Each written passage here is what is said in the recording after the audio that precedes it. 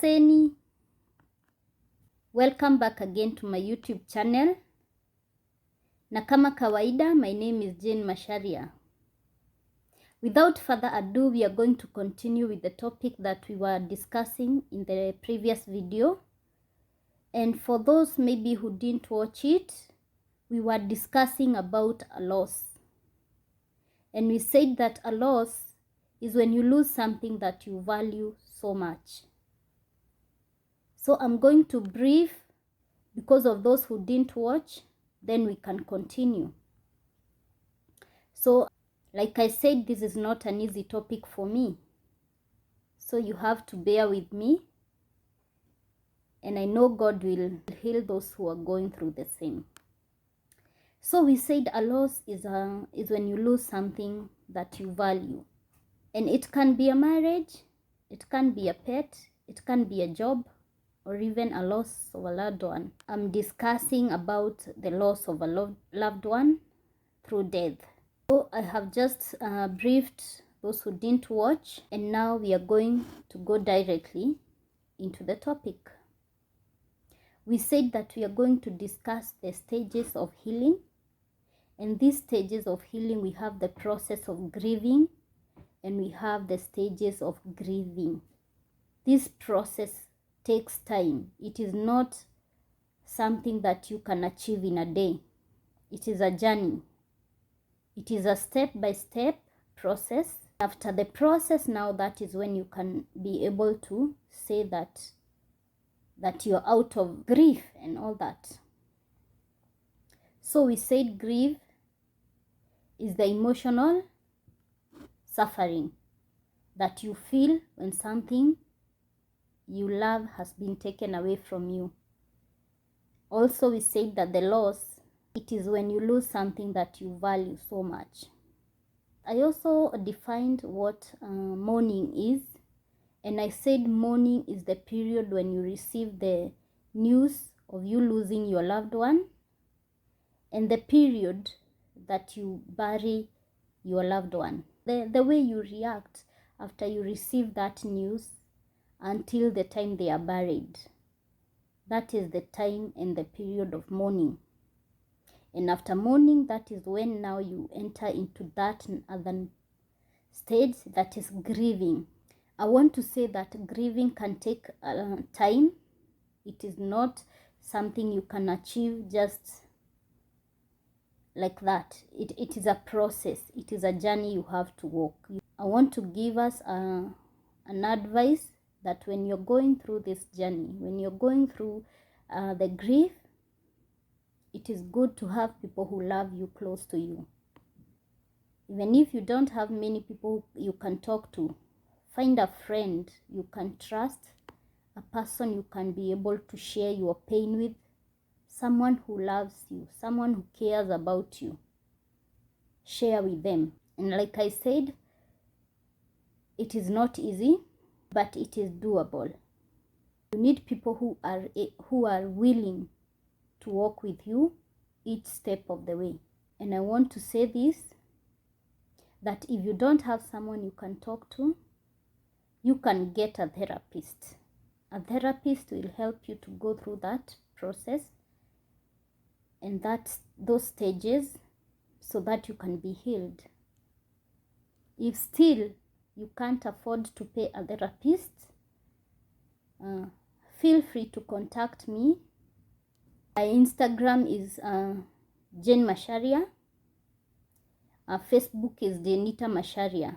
You can DM me, you can inbox me, then I can be able to work with you. I'm not going to charge you anything because someone has been working with me and now I'm able to talk about it and even to be able to help another person to get out of it.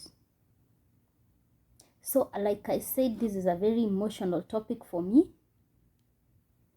It has not been easy for me to be able to speak about it. But now I realize that the more I speak about it, the more I feel I need to help so many people out there who are going through the same by speaking about it so that they can be encouraged and know that they are not alone in this journey. The Bible says that there is nothing new under the sun. When I was going through this process, I was thinking that, it's only me who is hurting. I failed to understand that there are many other people out there who are going the same or even worse than that. So it is an encouragement to you who is going through the same, that you will come out of it victorious. The Bible says that victory is guaranteed. So let me go straight to the stages and the process and the way to deal with the grief. So we said that we have stages. We have stages of grieving. The stages of grieving, we said there are 5. And we said the first one is shock and denial. And this is where you don't want to believe that it has happened. This is where you ask yourselves questions like, why is it happening? That it can't be happening. Those are the questions you start asking yourself. And this stage, many times you don't have the answers. You don't know what happened. You are just there. You're confused. Many people are, when you receive the news of your loved one, you get confused. You don't even know how to react. So I need to tell those people who are near, those who are mourning, you need to give them time. You need to be there for them. Washikilieni tu. Be there for them. Because death is inevitable. Today inaweza kuwa kwetu, tomorrow it will be you. It will be in your place. So it is good to be able to help each other in times of need. And this is one great need people are going through. And we need to help each other to come out strong. Not to put them down, not to discourage them, but to make them come through victorious. Now we said after the shock and denial, now another stage is anger. And this is where you are angry at everyone. Watu wengine wanakasirikia hata Mungu. I was like that. I was very angry. Kila mtu akinifanyia something, I used to get very, very angry. I came to realize that it was just a stage I was going through. And watu wanafaa ku understand that sometimes when the person going through that, they are not in control of themselves. And so we need to understand them and stand with them. When you get angry, please try to control yourself. Because again, this is a stage where many people wanakosana na watu wengi sana. Me being one of them. Nilikosana na watu wengi sana. Na vile nilikuwa nawaambia in the previous video, some of them cannot even talk to me, even right now. But I was going through a stage. And that stage was not easy for me. Now the next one is bargaining. I used to bargain with God for him to be able to bring my family back. Because in my mind I was thinking, maybe they have gone for a journey and they will be back. They are coming back. But in reality is, they were not going to come back. I didn't want to believe that they have gone for good. And it's me who is going to go find them. It was not easy. It was not easy. I remember closing myself in a room and I was just asking God, why God, please, why can't you bring them back? Why did you take them away? Why? But then it was just, it's a stage that you have to pass. So even if you try to bargain, they are not going to come back. Their time has, on this earth, is gone. And you also have to know that you will also follow them. So even if you try to bargain, What you need to do is accept it has happened and try to come out of it. Accept it. That is the most important thing, for you to come into terms that it has happened and you can be able to move on with your life. Next one is depression. This is where someone is very sad. I remember I was very sad. I didn't want to eat. Even shower I couldn't take. I didn't want to talk. Hata ungeniambia nitoke hapa niende nifike nje, I didn't want to talk. I didn't want to move. I just wanted to stay in a closed room and just lock myself inside. I was too sad to do anything. Even food I couldn't eat. I remember for 3 days I didn't talk to anyone. It's like I became a, dumb. I couldn't talk. I was just there. I was so sad. I couldn't imagine it has happened again. And I felt like the world is coming to an end. I even developed some fear. And I was asking myself, what if I'm next? I mean, that is a period where you are just too scared. You don't want to think straight. You are just there. You see everything in a negative way. You don't see anything good happening in your life. Hata unasahau zile vitu nzuri zime happen. You only focus on the things that are not positive. And like I said, it's just a stage. At this stage, many people lose their mind. If you don't have a support system, it can be very hard for you. For me, I remember it was hard when I was locking myself inside a room. I used to even hallucinate. You see things that are not real. I even, I was asking myself, Jen, are you going crazy?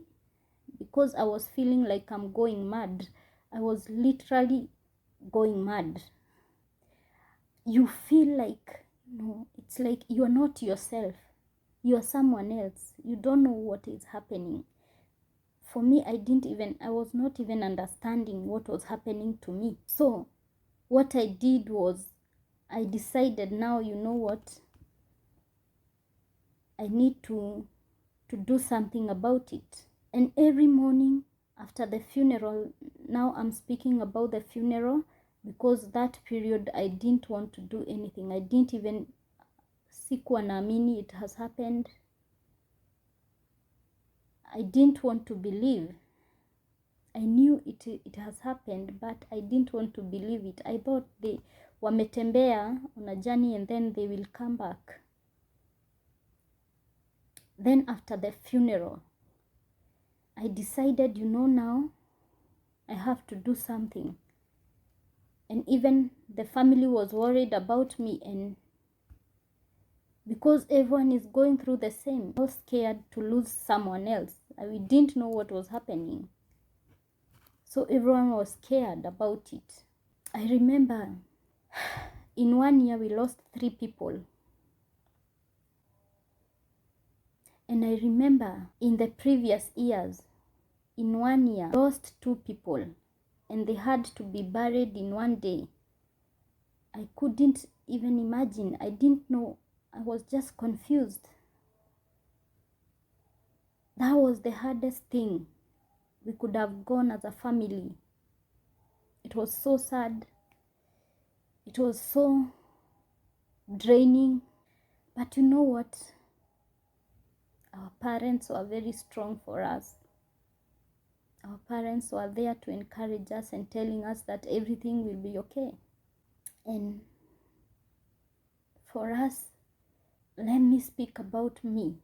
For me, I was wondering, why are they saying everything will be okay? I couldn't see anything being okay. I couldn't see that one time I'll be able to forget about it, or one time I'll be able to, stay and still talk about them and not cry. I was in that stage when I was feeling it is too much for me. I couldn't handle it. And I decided, you know what, Jen? You have to get out of it. So, the last one, I decided to go in the village and stay there. And when I went to the village, every day I would wake up in the morning and take my handbag. I put my Bible and I put my kikoi. I put a diary and a pen. And I go to the mountain all by myself. I would stay in the mountain for the whole day without eating, without drinking. And I would stay in that mountain. It's a hill actually. And I would stay there the whole day from morning, from 10, because I used to wake up, take a shower and then go. Just take my bag and go. And if you ask people, they knew I was going to work, or maybe I was going somewhere. I realized when I went there, I was relieving my pain, and my stress, and I was going a step forward towards healing. So when I went to the mountain, I would scream, I would cry, I would shout, and I knew I was safe because no one was looking at me. No one was, no one cared how I acted. No one was there. I was just me and the trees. Nothing else. And I would scream. And when I go home, voice imepotea. Because I needed to scream. I needed to just be me. I didn't want to stay at home. And when I go back home, I would feel much better. Although nilikuwa nasikia sitaki kukaa home. So I would do anything not to be in the house. I would rather be in the mountain than staying at home, because everything is reminding me of the departed. And so I preferred staying away. But then, ikikuwa usiku lazima urudi home. So I had to go, and I remember I used to go daily, almost like 2 weeks. Kila siku naamka naenda. I go scream, napiga nduru, I shout, I cry, na nikirudi home I feel better. So if you're there and you're going through the same, that is a tip. You don't want watu wakuone ukimourn or ukigrieve. Just kile kinakufanya the pain to ease, just do it. It is okay. It is allowed. And I remember in the previous video I was telling you that ukiona mtu analia, usimwambie asilie. That is the only way they know how to get that pain out of them. Ukiona mtu analia, just hold them. Just hug them. Just give them a shoulder to cry on. Usiwaambie wasilie. Tell them, okay, come here, cry. Mtu akilia, hiyo kitu inatoka. That pain, unasikia, at least imeisha. But ukiambia mtu asilie, it will only suppress the pain. So, let them cry. Let them cry. It will help them. Again, that is why I said that you need people who care about you, around you. That is why I said that you need people who understand you. People who understand your situation. People who will just listen to you. People who will not judge you. Get that person. Even if it's one person. I remember I have my best friends. And may God bless you. You have been there for me. Checking on me, calling me, texting me to know how I'm doing. I'm really grateful. How my friends wangu, oh my God. I don't know what I would have done without you. Be with the family that care about you. Pray together as a family. Ukisikia umepata nafuu, pray for the rest, because everyone is fighting that pain in their own way. I said in the previous video, all of us have different personalities. There are some who don't speak about it. And you need kwanza kuombea hawa watu sana, because the pain might really disturb them. You need to stand there. Wewe ukiongea na mtu and you feel that you're relieved of your pain, stand in the gap to pray for the rest, because they also need that healing. Kila mtu akona personality yake. Wengine like me I will talk about it, then hiyo kitu itaisha. Kuna wengine watanyamaza, they don't want to talk about it. Kila mtu ana deal na pain in their own way. And like I said, no time frame for healing. Some may take months, some may take months and years. So italingana na the relationship you had with your loved ones. So hatuwezi sema that time frame is fixed. Ati ukilose mtu in 1 year utakuwa umepona. No. Tulisema it is a gradual journey. It is a step by step thing. Now we go to the acceptance. This is where you are at peace with it. Now you accept that watu wameenda, now my life has to go on. This is the stage that is now the climax of healing. Acceptance is the climax of healing. So when you come to this stage, you are now 99% healed. We can say that. Because now umekubali it has happened. Umekubali they are not coming back. You are no longer angry. You are no longer, you are not bargaining anymore. You have accepted. And this is the most important stage of healing. Because now you're not troubled by it. Now you can accept and say, it's okay. Sisemi hautakuwa unaikumbuka. Na sisemi that once in a while utakuwa unakumbuka na unakuwa emotional. No. What I'm trying to say is, even if you remember them, it's in the subconscious. So something that is stored in the subconscious mind, at some time it a pop. Hii si kitu itakujanga like every day. Before you reach to this stage, nilisema ni kazi, process. I remember those people used to come. Nilikuwa nawaona kwa dream. I even had to go for deliverance, because every time, every night when I sleep, I would see them. I had not come into terms that it is real. I was living in denial all that period. And I thought that, I'll not come out of it. But as the time goes, like nilisema, tafuta watu wanakupenda, watu wana care about you, people who pray for you. That will really help you. Like me, my family has stood with me. Wanameniombea ni aje. My spiritual parents wamekuwa there for me. They have been carrying my burden, praying for me. I call them, nimeota tena. Oh my God, they pray for me. So you need people who pray for you. Sometimes you are just not able to pray for yourself. That's why you need people who will stand with you.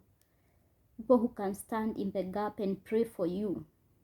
You come to this acceptance stage, utakuwa umepitia all those things. And before you come to this stage, you will acknowledge your pain. Hauwezi just brush it off, no. You have to accept that, you know what, Jane, you have a problem. You are going through pain, and this is how you are dealing with this pain, you have to accept that you're going through pain. You can't hide it. You can't just ignore it, because when you ignore it again, then later it will disturb. So understand that your grieving process is unique.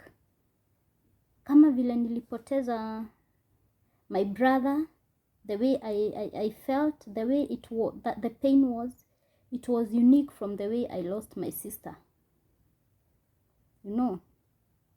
So the pain is unique in each one of us. Kila mtu pain yake ni different na ya mwingine. So this is the point that where you now come to terms that it has happened, and now it does not affect you as much. But hapa haimaanishi that umesahau it has happened. You can never forget it has happened. You can never replace these people. They will still have a place in your heart. You will still remember about them. You will still wish they were here for you to make things right. But then, even if you feel all that, you are at peace with it. Unajiambia, yes, it's okay, it happened, it's okay. So it does not affect you as much. And that has been my journey. And I would say I'm still not healed completely. I think the part ilikuwa imebaki, it's me to talk. Na sasa juu I know vile nimeongea, I can feel a difference. I'm healing. Nimebakisha tu kidogo kabisa. So again, I want to say that if you're out there and you don't have someone to talk to, and as in umetafuta, umeona, you don't have someone who can walk with you throughout that journey, don't hesitate to contact me.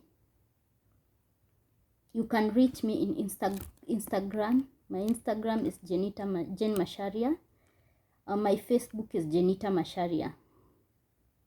So contact me. I will walk with you throughout the journey. Na najua Mungu atatuponya pamoja.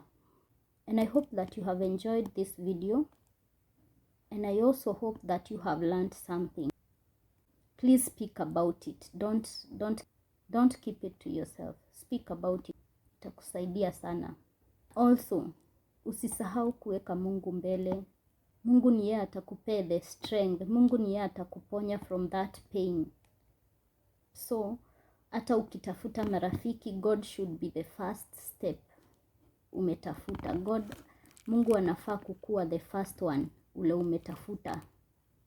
Ndio Mungu akudirect kwa the right person to approach about. Let's continue sharing this video. Please like, comment, and give me your feedback. And please, wale hamja subscribe, continue subscribing. Support me in this. Na ndio tuweze kusaidia watu wengi sana who are going through the same. So until next time, I love you. Goodbye.